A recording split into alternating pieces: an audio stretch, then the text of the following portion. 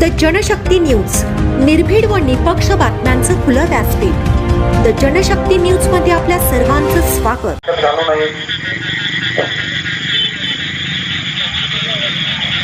मधील सर्व ग्रामस्थ सर्व नागरिकांना सूचना आहे, नदीचं पाणी वाढत असल्यानं सुरक्षेच्या दृष्टिकोनातून प्रशासनाने ज्या ठिकाणी आपली सोय केली आहे त्या ठिकाणी स्थलांतरित व्हावं.